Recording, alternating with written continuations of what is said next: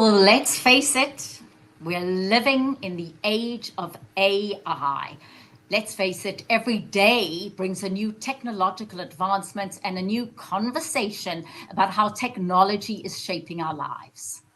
One of the most important areas being transformed is medicine, from earlier diagnosis to personalized treatment and robotic surgery. AI is changing the way healthcare is delivered. But with this innovation comes an important question. Is AI helping medicine or hurting it? So, here to help us unpack this absolutely fascinating topic, one that impacts us all, is my brother, renowned cancer surgeon, Dr. Anton Bilchik. So, Anton, the age of AI. First of all, a very warm welcome on this Sunday. Hi, Ned. Great topic. So, such an important topic because AI, I call it the explosion of AI. So, what are you seeing day to day in your practice? Well, I definitely am not alone. I think every single physician is experiencing a revolution in information, a change in how we communicate with our patients. It can be frustrating, it can be rewarding. And I think the challenge for us is to try and figure out how best to utilize AI both for ourselves in terms of improving our fund of knowledge, but also how best to explain to our patients how best to use AI, because every single patient I see has looked up their disease, they've looked up their symptoms, and I'm not alone when, as far as just the level of frustration physicians can feel when a patient comes in and they have self-diagnosed themselves. They feel like they know more than you know. They feel like they're in some way you feel like you're being interrogated because they have already so much more information than you do. So it can be quite frustrating for physicians. And so often I find myself saying to a patient, I realize that you've read a lot about your condition, but what you've read may not be relevant to you. It may be relevant to other people. It may be good information. And let's figure out how we can best use that information to take good care of you. So, that sounds like an excellent response. So, instead of being angry that the patient has looked things up, because today's podcast is for physicians or for providers as well as for the patient, you acknowledging, yes, I understand you've got all this information, because it used to just be Dr. Google, but now it's Dr. Claude, it's Dr. Grok, it's Dr. ChatGPT, it's Dr. everything else. So there are many, many, many doctors that you're competing with in AI platforms. So first thing is to acknowledge and then say, how do you use it?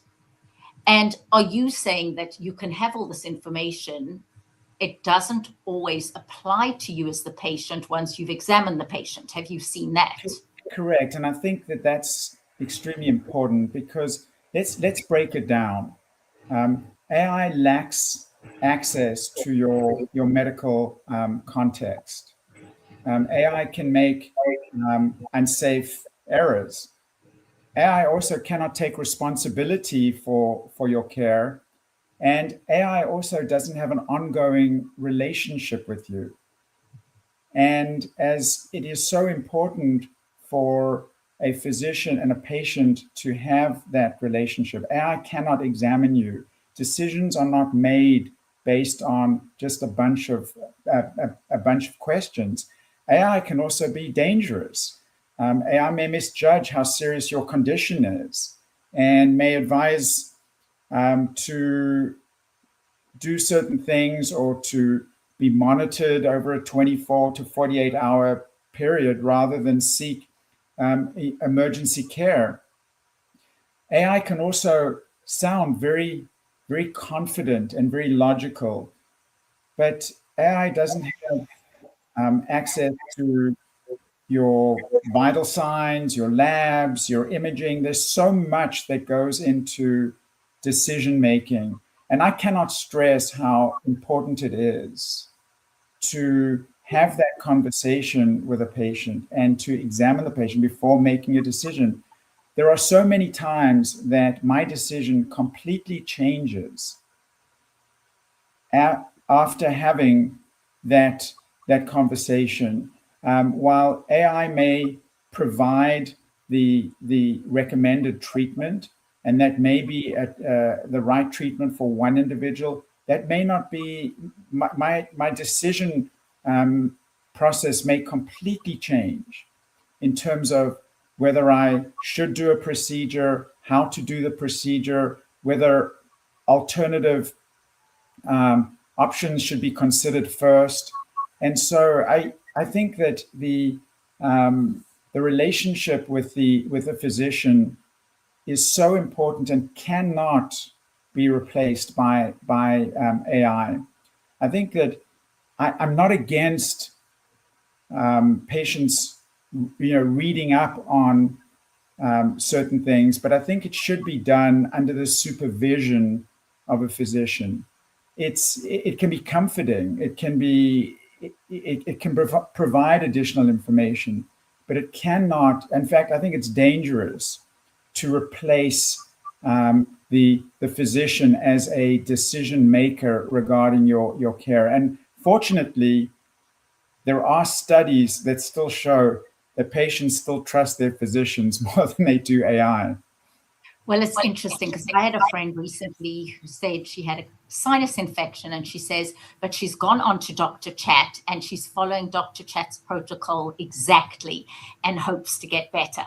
She's still not better, that is. But in that case, do you think AI is assisting, or again, is it one of your biggest concerns that you may be misdiagnosing and getting the wrong advice?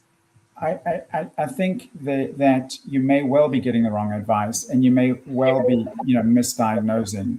You have to remember that AI does not and cannot personalize your care without the ability to talk to you, without the ability to examine you, without the ability to integrate everything that's taken place in your life, previous tests, previous x-rays, previous blood tests,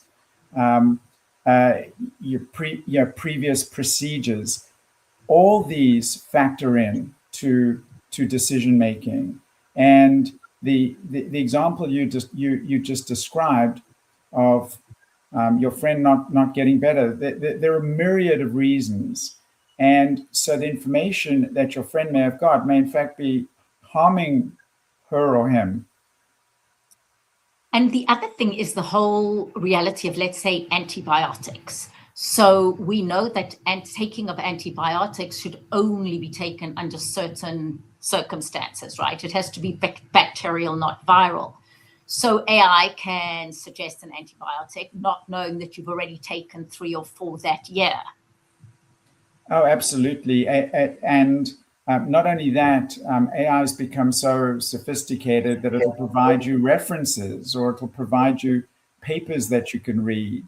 But again, and so some people look at that as, well, that's validating, that's science. That means that that's gospel. That means that that's the standard of care. And it's now well known that antibiotics that are taken for the wrong reasons or unnecessary antibiotic use can cause significant harm. I mean, the fact that we have, trillions of bacteria within our body that are enormously important in terms of helping our immune system, helping us fight cancer, helping us prevent heart disease. And there is a lot of data that taking antibiotics and neutralizing some of these good bacteria may be putting you at risk for developing other diseases or becoming more resistant to antibiotics. So it's very easy to put in a question into AI. AI then advises you on what antibiotic or that you may want to consider. You then look up a paper, and you read you look up the reference, and that sounds exactly like you.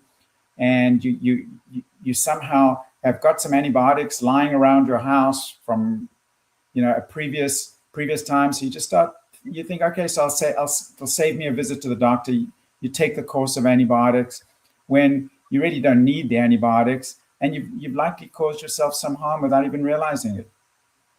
So you've really talked about the risks about using doctor AI. Where has it helped? We spoke about how it can hurt. Where are you seeing AI being very useful? I think that we're embarking in a very exciting world of science, technology, and medicine, and how to make medicine safer and how to personalize care better, so that not every person is treated the same. Not every operation needs to be done the same way. And I think when we look at what I do, which is complex cancer surgery, and we use robotics, for example, the concept of AI being able to help alert the surgeon that something is about to happen, or do it this way because you could prevent an error, or you could it can help guide the surgeon in certain ways, as it could help guide a medical oncologist in terms of selecting a particular treatment for that patient. So I think there's absolutely no question that AI has tremendous value, and it just continues to get more and more sophisticated. It continues to be built into new technology, surgical instrumentation, and the whole concept of being able to know that that medicine that you're taking is the best medicine for you and it's going to work, versus, well, that medicine is given to everyone that has your condition, but it may or may not be the best medicine for you. So I think that we are definitely going to see how we can improve and make our improve and focus our treatment for each individual in a much more effective way. And that's where AI comes in. So, something I've been speaking a lot about is what makes you indispensable. And you touched on it, which is AI cannot replace the patient doctor relationship, the somebody caring for you and touching you and seeing you. So I'd like this part to be talking to those caregivers, those physicians assistants, those nurse practitioners, because my experience firsthand over the last years, I've seen such a decline in patient doctor relationship. I recently had an experience where the physician had so many people, she was completely frustrated, irritated, that I'd asked a question that maybe was something I'd seen in AI. And her response was that of somebody who was totally burnt out. So I want to talk about what AI can never replace, which is that human connection, and your advice and guidance, because I've had the pleasure of speaking to some of your patients, past and current, who speak about your so-called superb, what we used to term bedside manner, but just the ability to relate. So how do you do that every day under the stress and under the pressure you are? And how do you make sure that you are maintaining that human connection? So you're talking about three things that are extremely important: human relationships, trust, and ethics. And do you really think that AI cares about you? Do you think that AI has a relationship with you? Do you think that if AI makes a mistake, AI is going to be accountable? So those are extremely, extremely important. And I think, again, one has to also recognize that many physicians are overworked, and they have certain triggers. And a trigger for a physician, when you walk into that consulting room, before the physician has even had a chance to ask you a question or find out how you're doing, is that opening statement, I read on AI that I have, and it drives physicians nuts. Yes. So I would, you can think that, and you can come with questions that are based on what you've read. But the moment, and it happens every single clinic, I hear the word, I Googled this, and this is what I found. Now, let me I just give you. this, I ChatGPT'd this, I Clauded this. Right. And so we've got all these terms, and it drives physicians nuts. I mean, physicians are human beings. And so I would strongly recommend that every person, take those phrases out of your vocabulary when you talk, when you're seeing your physician, because it just, you're making your physician feel irrelevant. And as I said, physicians are humans. Now, let me give you an example of an encounter that I had, and how AI caused such stress for a patient and such stress for their family that family members even flew up from another city to come and be with their family member. So I do a lot of liver and pancreas surgery and colorectal surgery, and a patient was getting a CAT scan, was getting one of those smart scans, one of those scans because they just decided they want to scan the whole body.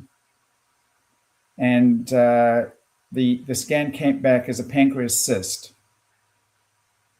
So first thing that person did was started Googling pancreas cysts, and then started doing, ChatGPT. Well, of course, pancreas cyst then takes you down this road to pancreas cancer, and then the survival of pancreas cancer. Now this person is convinced that they've got pancreas cancer and that they have 12 months to live. And they spiral. They call their family members. The family members fly in to comfort them. But they now have all this information about pancreas cysts, pancreas cancers, and they are beside themselves. They come in to see me, they are hysterical, and I look at the images, I examine the patient, and there is absolutely nothing to worry about, because maybe 20% of the population have pancreas cysts. It's completely benign. It's not even worthy of being followed. It's just nothing more than a cyst. It is not a cancer. Sure, there are some cysts that can be very large and may have cancer-like features, but those, again, are far less common than just routine pancreas cysts that we see all the time. And that is just a perfect example of how ChatGPT and AI absolutely, and let's not forget Rock and Claude and this person just spiraling, and an entire family. And and then when I told them, what are you worried about? This is so common, and we, this is benign. They almost looked at me with disbelief. And then the conversation was, well, I read that, and I looked up this, and I looked at, and I'm thinking to myself, this is, I've said what I need to say. I feel totally frustrated. I'm sorry that you've been through so much. What I'd like to see is just some relief. Great. I'm so pleased, and but it leads to a whole, barrage of more questions that they've read on ChatGPT related to pancreas cysts. So that is such important information for all of us, both as the patient, but then as the physician, to be able to say, look, I understand you've read it, but you've just explained what none of these platforms provide is your history, is a physical examination of you. I think that's the critical piece. You also bring up something very, very important, was the way all of these platforms are designed is to make it sound very empathetic. I care about you, great question. And it's to remind all of us that the wording may come across in a friendly way, but that these platforms are in fact not human, and they are not your friend, and they are not your physician. And it's That's very exactly easy right. to get confused. That's exactly right. I mean, the human relationship part is so important, and a patient may be referred to me with a certain condition, and I may have a preconceived idea as to what that person needs. And it's not uncommon at all that my treatment plan completely changes after I've had that chance to listen and to talk to the patient and examine them. Just an interesting note. Now, we grew up in South Africa when we went to medical school, we did not have any fancy technology. And the way we made medical decisions was based on talking, listening, and examining. Then coming to America, where there's such a large focus on technology, and I'm involved in a training program, and I did my residency at a prestigious training program. It's not uncommon at all for trainees, when they are talking about patients, they will start the conversation with, the scans showed this, or not the patient presented with the following symptoms, or talking about the person or the examination. They immediately go to the most sophisticated scans, and I often find myself saying, well, why is the patient here? What did the patient say to you? What did you find in your examination? So this again gets back to the human element that cannot be replaced by AI. AI is not going to examine you. AI is not going to, listen to you. AI is not going to show any compassion. AI does not have that, patient-physician relationship, and it'll provide tons and tons and tons of information.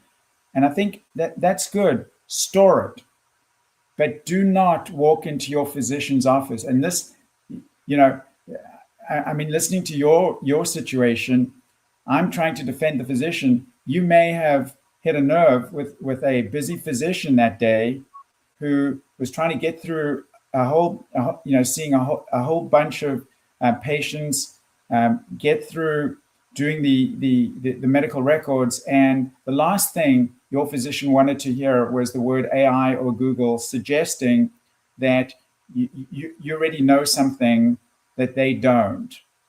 And that's where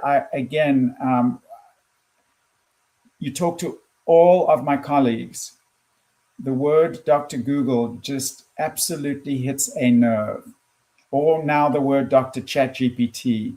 Or Claude, or Grok. Or Dr. Perplexity, or Dr. There's so many others. That's why I want to make sure we don't vilify one, because they're now so many. I just wanted to touch on something you said. We grew up in South Africa. One thing I do remember is when you went to the doctor, and when we were little, so we grew up in the 60s, 70s, 80s. I moved to America in 1997. The doctor looked at you. I don't even remember our doctor taking notes. They just looked at you, and they listened to you, and they touched you. Now, obviously, with liability, there's this huge emphasis on note-taking and then transcribing. I've had physicians who don't look you in the eye at all. They are so busy typing. So occasionally I want to say to somebody, just a reminder, I know you're busy, but and it doesn't matter whether you are a physician with your patient, if you are a manager with your employee, if you are a server in a restaurant or a patron in a restaurant, just that ability to make someone seen. And I always remind us that the Zulu term for hello is sawubona. Sawubona literally translates to I see you. And do we make people feel seen is one thing that ChatGPT, Grok, Google, Claude may make it sound like they are hearing and seeing you, but in reality, they are not. Okay, so this is where I'm going to tell you where AI can be and is being used to be very, very helpful to physicians and to the patient. There are tools now, and it's simply saying to the patient, is it okay if our conversation is recorded? Because AI can record your conversation, can then create a very, very comprehensive note.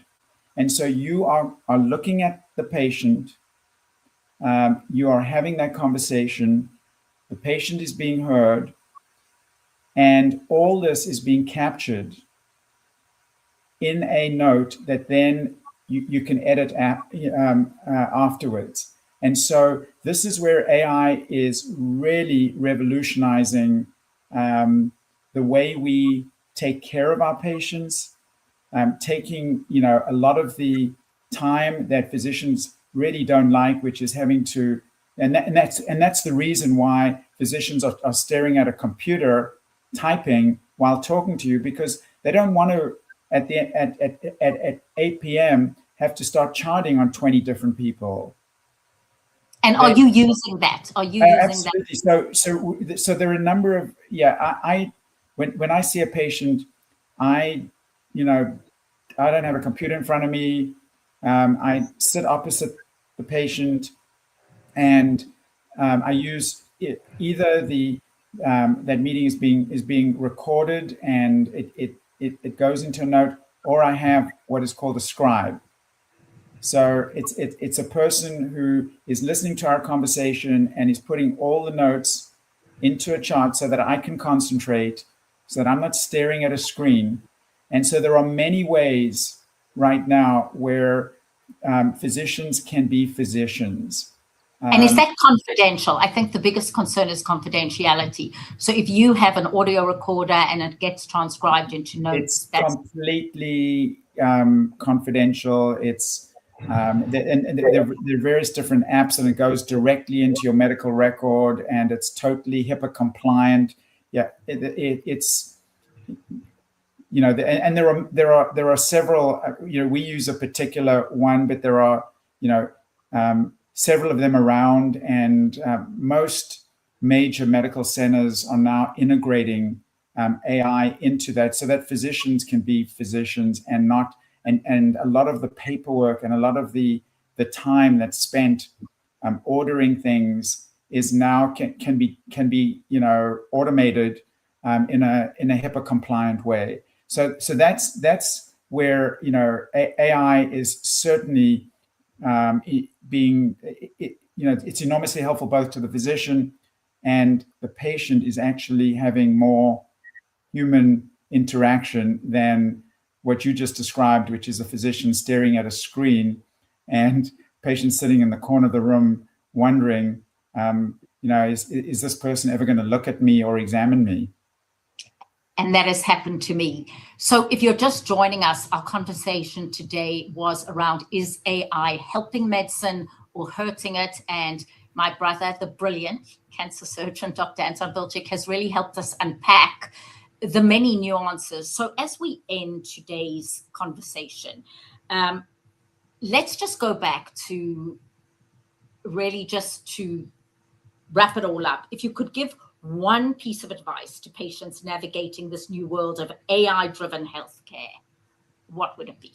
I would say that AI should function as decision support under supervision of your physician. And I got your advice as a patient. Please don't make the first thing that comes out of your mouth, I just went on to name the platform and read. You can bring it into the conversation and say, these are my questions, this is my concern. And I think to your point also, as the physician, to be aware that people are going to say it and how to diffuse that if it's a trigger for you. I immediately, the moment I hear that, I say, please, I understand what you're saying. And I'll often tell them that there are very prestigious studies, such as from Harvard Business School, showing that up to 80% of what people look up about themselves doesn't really apply to them as an individual. So I try and cut it off, because it's not, to me, it's not it's not in the Either of patient's the best interest to be lectured about what they've read up on. In that case, you're coming to see me as the expert. You have to have the confidence that I know about the subject, that I spend a lot of time learning and being an expert in that field. I'm your Google. I want to feel like I'm the person that is, that you've come to get the information from. But don't come to me with all the information that you've looked at from multiple different sources and start lecturing me. And But I it think sounds like you found a very gracious way of saying to people, look, I appreciate that you've looked all this up. Just to let you know, what it doesn't give you is your own data. Because, in communication, I always say it's not only what you say, but how you say it. And you certainly have a standard line and a very gracious way of delivering that.